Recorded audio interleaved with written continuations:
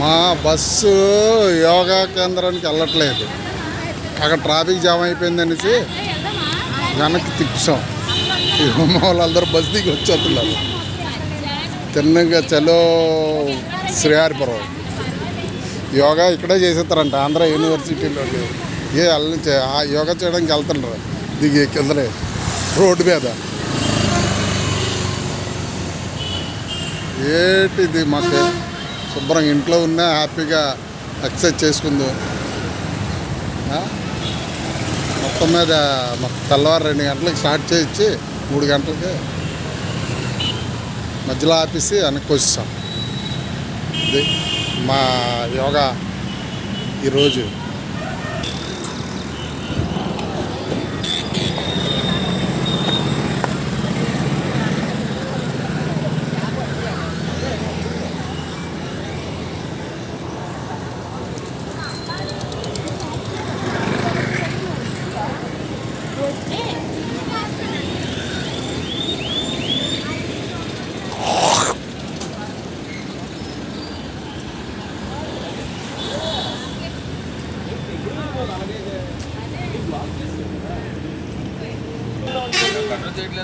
బాబు యోగాపై నీ అభిప్రాయం ఏంటమ్మా? నువ్వు ఎంతవరకు యోగా చేసావు? యోగా మళ్ళీ ఏంటి అసలు ఏంటి ప్రాబ్లం ఏంటి చెప్పండి. చెప్పవే బాబు. మమ్మల్ని తెల్లవారు 3 గంటలు లేపి తీసుకొచ్చారు. అదే మీరు చెప్పండి అసలు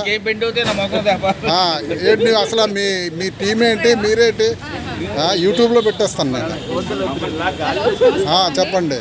యోగా పెట్టారు కానండి, పయ్యూరు నుంచి మటుకు అరేంజ్ చేయకూడదండి. లోకల్గా మనకు సరిపడా అరేంజ్ చేస్తే ఒక్క విశాఖపట్నం జిల్లా నుంచి అయితే బాగున్ను.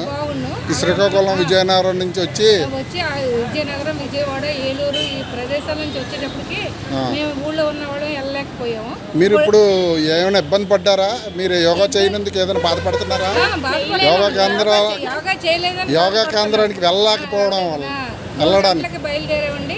బస్సులు ఎక్కాము, ఇప్పుడు వచ్చాము. మళ్ళీ రిటర్న్ అవడానికి అంతా నిండిపోయిందని అంటున్నారు.